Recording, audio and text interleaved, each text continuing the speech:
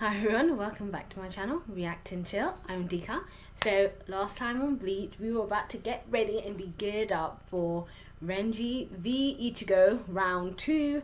After Ichigo and Ganju had made their way through the majority of the Serite, going through tunnels with the help of Hanataro, who was he's part of Squad 4. He was the caretaker looking after Rukia's cell before she went to the Repentant cell. So they made it there, and obviously Renji was waiting for him, ready to strike him back. Prior to that, we also had the completion of Uryu versus Jirobo, and he made quick work of him. Obviously with his new power, and we got a chance to see that in action with his new bow, which was epic. So currently Uryu, Orihime and Chad are making their way over to where the battle is, because not only can they sense Ichigo, but they can sense his overwhelming power, which is Renji. And Renji also pointed out to Ichigo that, you know what, even if you defeat me, there are other lieutenants and 13 captains. I think there were 13 captains. There are 13 squads, but maybe 12 captains, because they said squad 13 captain was unwell. But there are 12 captains and all us lieutenants. You still need to fight. And he also pointed out that when he had fought him in the human world, when the Soul Reapers have to go to the human world, they have limiters put on their power. So technically he wasn't fighting him at his full strength. But Ichigo, being full of confidence, basically said to him, if this is all I'm afraid of, then I think I'm going to be fine. So yes, we are in the midst of battle now. I don't know if there's... Oh, Kenpachi's still on his way. Now that they've sensed Renji's battle and they've sensed their spiritual pressure, he was able to actually locate Ichigo. So he's on his way to sort of join into the fight. And yeah, I'm wondering if... And I'm sure Rukia can now sense his presence. I'm not sure if she can't. I'm not sure what that choker that she's got on, if it limits her ability. But I'm sure a lot more people are going to start sensing this battle. So yes, here we are with episodes 31 and 32. Ichigo, you're hurt. Are you alright? Yeah, it's nothing for you to worry about. How does he still remain standing in the condition that he's in? Ichigo, protagonist. You talk big, but it seems that standing is about all you can manage to do right now. It doesn't help that his Sanpakuto does that. If she never met you, Rukia wouldn't have to go through all of this. And that's where it is again. I mentioned this before, Renji is quite angry at Ichigo as well.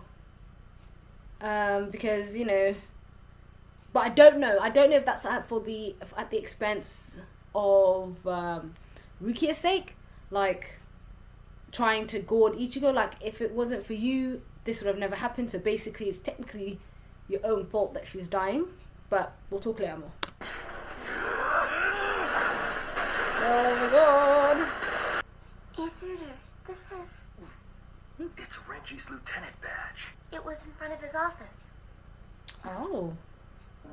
At first I thought about telling Captain Eisen about what I found, but I didn't want Renji to be punished because of something I'd said. I know that the lieutenants were all put in that room, so weren't they not allowed to engage with the Ryoka? Was it just for the captains to engage? So technically he's disobeying orders, essentially. So I knew he went to meet him there, but I assumed it was potentially on orders, but I think he's literally taking things into his own hands. It must mean something important. Recently, Renji has been mulling over the Rukia Kuchiki case. Yeah. You stubborn fool! You really want to savor that much? No, not once. I will. Don't you get it, Ichigo? It's all your fault! You think I don't know that?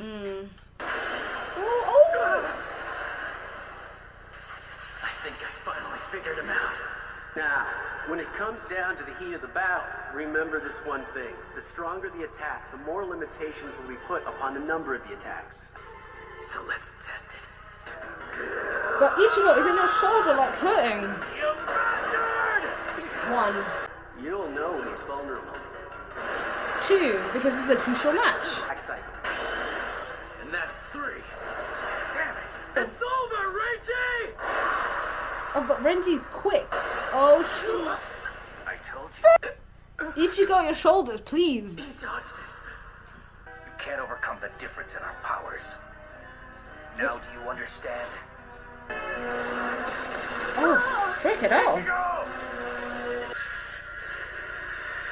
Oh. Why, you really tried to kill me just now! I'll just keep pushing you and pushing you. To teach you that you can use this technique anytime, anywhere. Now listen here. You are just on the verge of learning how to fight by being able to summon your true Zanpakuto. Oh, yeah. Yes, I was just gonna say, when are we gonna see Zengetsuing? Like, I'm waiting for Ichigo to actually use his Zanpakuto. Just as Kisuke said, he's on the verge of being able to use the power. See,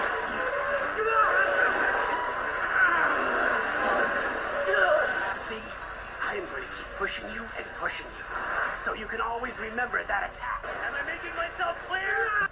Damn it. If he keeps this up. Oh, really?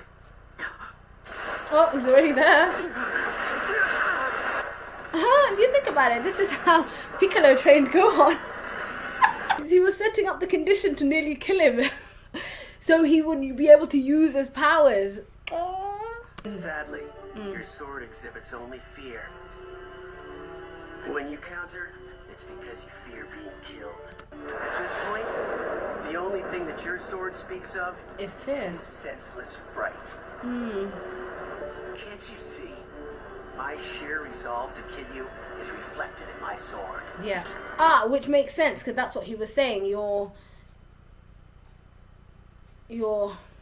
This goes back to what Graham Fisher said. His anger was dulling his blade. His resolve or his intention will be reflected in his Zanpakuto because of the connection they share. That's why I mentioned that once he enhances, I'm hoping he awakens it, but once he awakens and enhances it, he will be formidable because he's be reflecting it.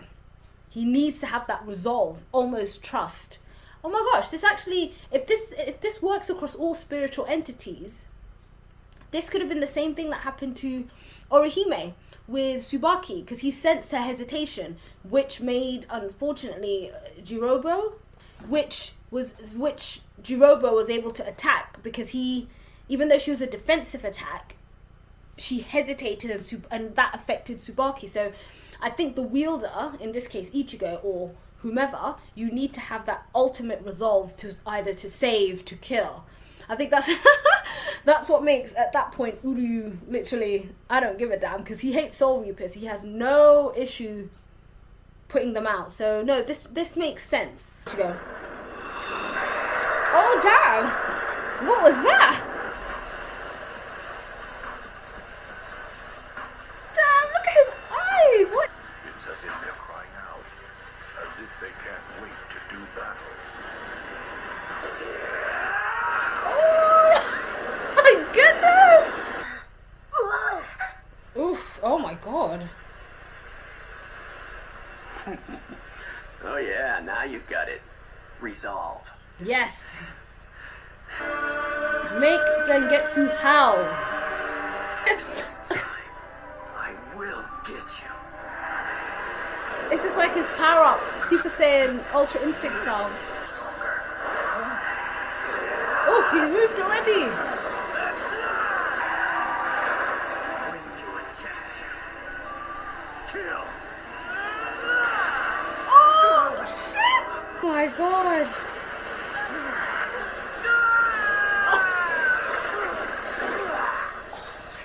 He got me. Oh my god, that look at that attack. It hurts. Is he dead? My body feels heavy.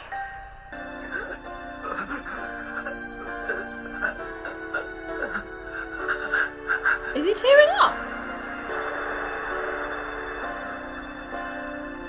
Did he like Rukia? When she left, I was the one who didn't go after her. Hanging Dog, the 78th District in South Rukon. Get out out of here, you street rat! Hey! Watch it, you old grouch! Every day was a challenge, but we did whatever we had to do to survive. Hey! I'm gonna beat the living daylights out of you! The whole thing's gonna fall. Gotcha, you little rat! Rukia! I'll kill you!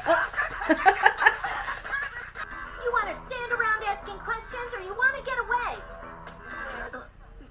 What do you got in the bag? I divided up all the stuff we got. Here, this is your portion. So they're literally living out here in the slums, literally. Rock candy? You're kidding, right? Don't tell me you've never even heard of it. Try it, it's sweet. Give me back my candy! You want it back? Then take it back, you shrimp.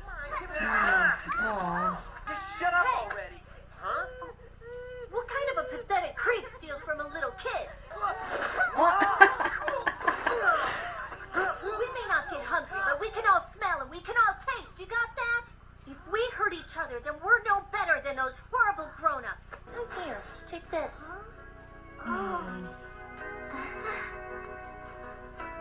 She didn't take any crap from anyone. She even kind of talked like a man. Hey, Renji! I just... She's quite intimidating. Why would I be looking for you? You're so weird. Don't make me like this, and then you end up losing Renji in the process.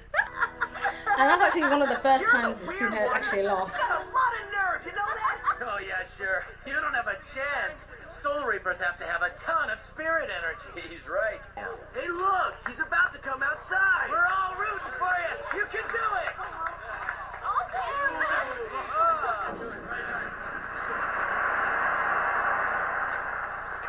No. I think what happened just now is that your body felt my spiritual pressure when I passed by you, and it instantly used up all your energy. It's a feeling. It's like something they still feel, even though they're not meant to get hungry in the afterlife. I assumed, yes, it's her spiritual energy. So she felt his spiritual pressure that used up all her energy.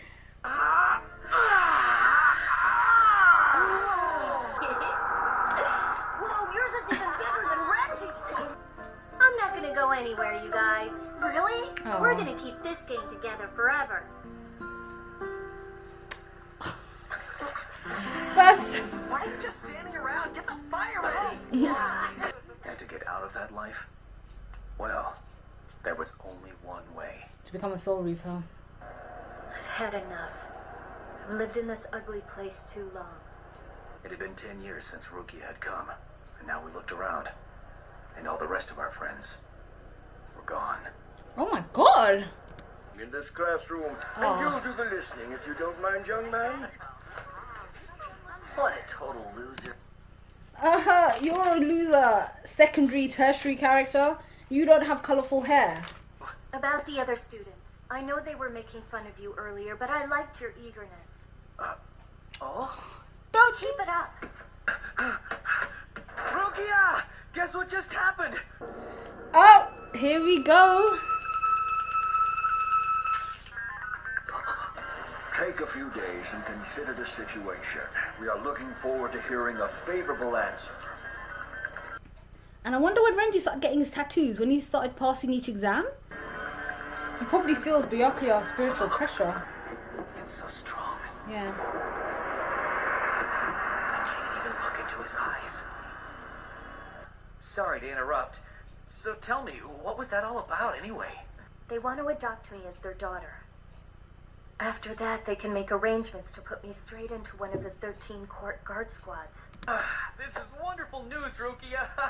You think so? I'm practically speechless. Thank you. Aww. And this is what he meant. He should Rukia have had stopped her. finally found a family. Stop her from going. A real family. But I was wrong. It wasn't you.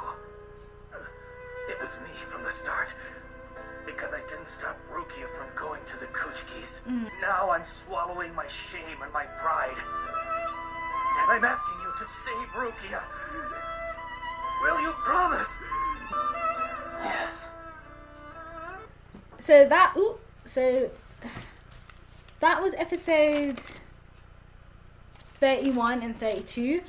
Wow, first and foremost, I absolutely love that flashback episode between Rukia and Renji, because I always thought that he felt some sort of anger because of where they grew up. But before I get into that, let's talk about Ichigo's power up.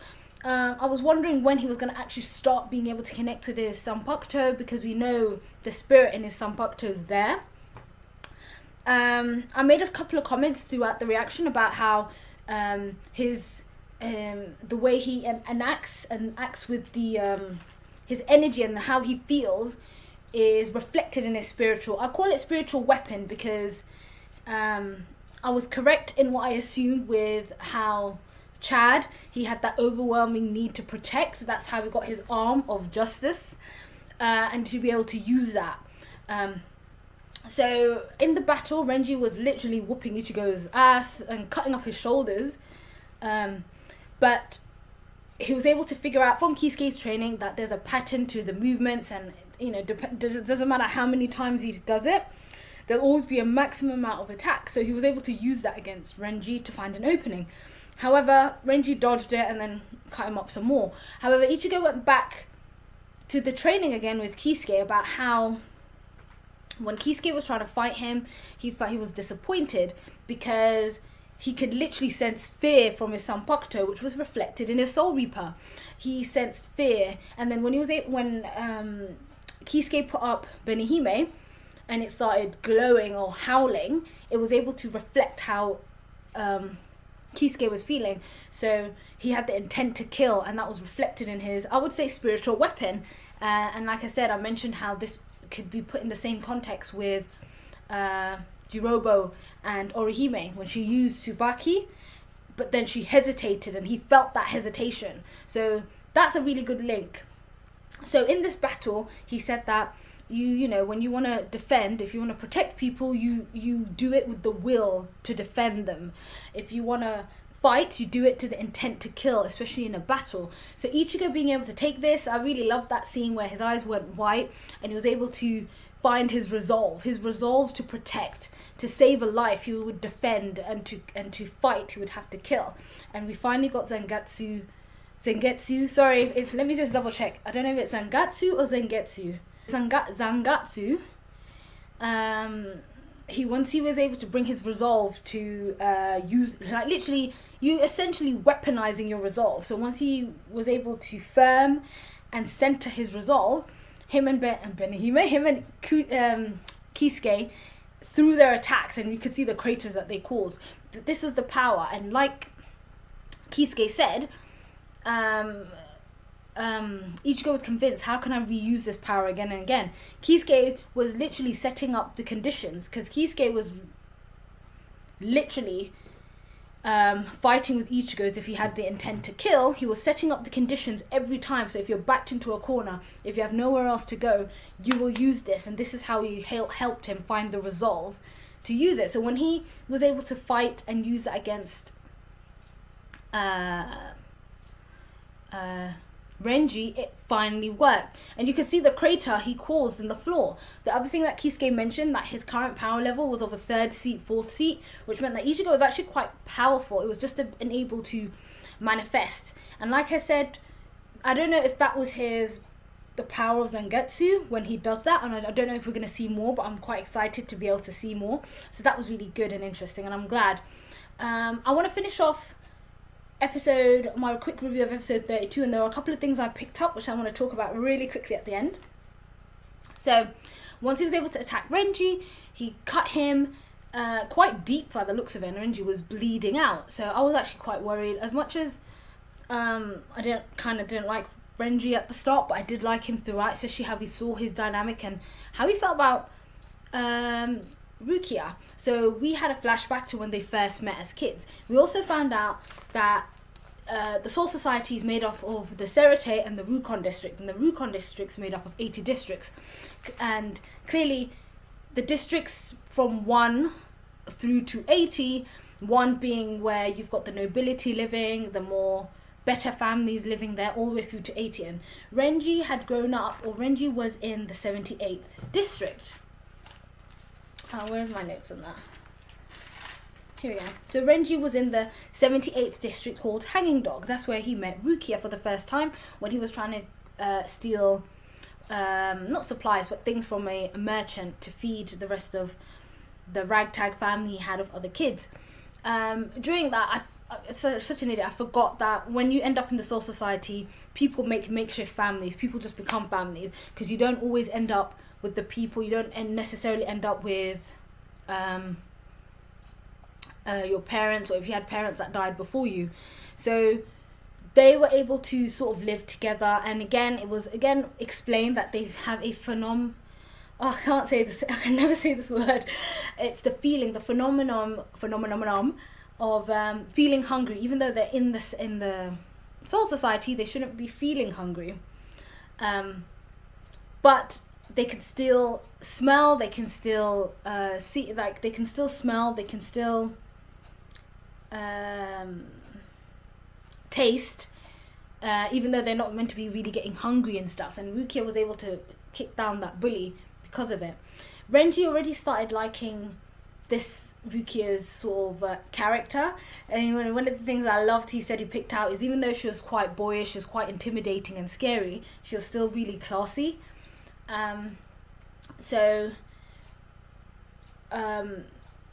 Rukia, Renji and their friends sort of were family. You know, they had each other's backs, and I know that during that time you could see that Renji felt some sort of way towards Rukia because she was just that mysterious. Oh, and when they were up and around the district, they did come across that Soul Reaper.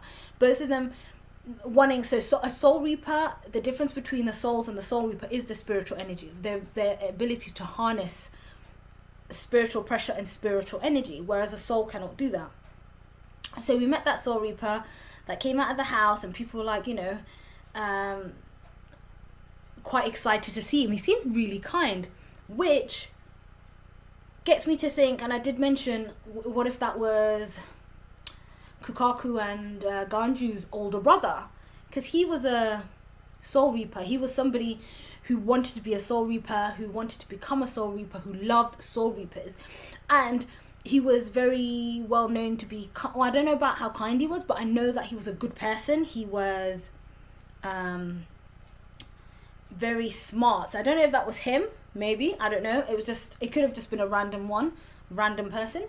So he was able to explain to Rukia that yes, even I know that it's something we have to get used to. Even when I first came here, the feeling of getting hungry is still there.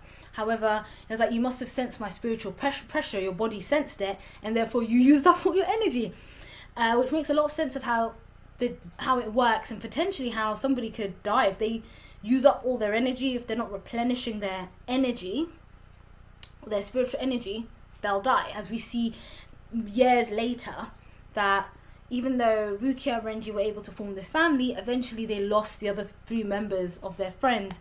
And she said that, you know, I no longer want to live this life. Let's try and become Soul Reapers. Because we did see that small bit where both Renji and Rukia had the ability to harness spiritual energy, and therefore probably out of their group were the best to become Soul Reapers. At the time she was like, well, I'm not going to become a Soul Reaper, I don't want to leave you guys, let's stay like this forever. And obviously things change when you start losing people, and they thought their best chance of surviving was to become a Soul Reaper. Therefore they went to the Soul Society, the Soul Reaper Academy. So I think the Soul Reaper Academy is open to anyone with the potential to be able to develop into a Soul Reaper. Ganju did talk about how the academics work. So 6 years worth, I think it takes about 6 years, yeah, so it could take about 6 years to finish the Soul Reaper Academy, whereas his brother at the time did it in 1 year. So the knowledge you have to learn, and for you to graduate. So a couple of things, so Renji, and again, now I have a better understanding of how people become Soul Reapers. They need to have a substantial amount of spiritual energy for them to harness, for them to train, and obviously study and become Soul Reapers. And then we saw the beginnings of the adoption. Again, I don't know the reason why they wanted to adopt Rukia. Did they sense her potential? They said they wanted a daughter for the Kisuke family, so maybe they only had a son. They only had Byakuya. When Renji was on his way to when Renji was on his way to tell Rukia about an exam he passed, that's when he walked in on the talk of her adoption, and he noticed straight away the headpiece worn by nobility, which is their Kensei-kon, which I know now. That's the thing that Byakuya has in his head, and the noble family. So I'm assuming Byakuya must exist in the realms of District 1 to 4, I don't know, all the way at the top, if he's noble, or royal, not royalty, but you know, part of a noble family. So Rukia had told him that they want to adopt her, they want a daughter for the Kisuke family, and that meant she was going to graduate straight away and therefore be put as part of the 13 court guard squads, which are the main squads that not like regular Soul Reapers, but the main squad Soul Reapers. So they're like the esteemed squads of the Soul Society. So I suppose, and this goes back to, but when Renji got hit with that blow, what Ichigo was thinking of, what he was thinking of about how he was like, Rukia, but I guess now we know all of those times that what he felt, how he felt, and what was going on, because he felt like he never stopped her. He felt like he didn't stop her going. So, and this refers to this situation when she asked him, should I go? And he said, yes, go. This will be a good opportunity for you. You should go. You know, you'll be living in nobility. And at that time, I think he regrets saying that, definitely, because in a longer bout type of way, if she never was adopted by the Kisuke family, she would have never met Ichigo. Like, none of this would have happened because she would have not graduated, met Ichigo, and therefore being sentenced to death. So I feel like he was like, I was blaming Ichigo, but in fact it was my fault because I could have stopped her. And then when it happened, and when Byakuya walked past him and he felt that intense spiritual pressure from Byakuya, I said I couldn't even look at him. I could not look at him. But he was hoping that once he graduated and became a Soul Reaper, he would be able to defeat Byakuya to get Rukia back. He thought that would have been another way to get it, but he knew that wasn't the case. So now the overwhelming thing here is that she's trying to save Rukia from the Kisuke family, from them, because of his relationship with Rukia, how he feels about Rukia. I don't know if it's more, definitely like, we grew up, we came from the same place, so I want to protect you. Or if there was romantic feelings involved, there could have been romantic feelings involved when they were growing up. But now he's like, Ichigo's up to you, you know, you need to save her. Which is not because of what she did, more of getting her away from the Kisuke family. And now it gets me even more intrigued as to what the dynamics were and why did the Kisuke family want to adopt. So, because I was going to say, did he end up joining Byakuya's squad? Because Byakuya's captain. Squad 6. So Byakuya's captain of squad 6. So I thought, did he become his lieutenant? Or was part of that squad to have some sort of closeness to stay there?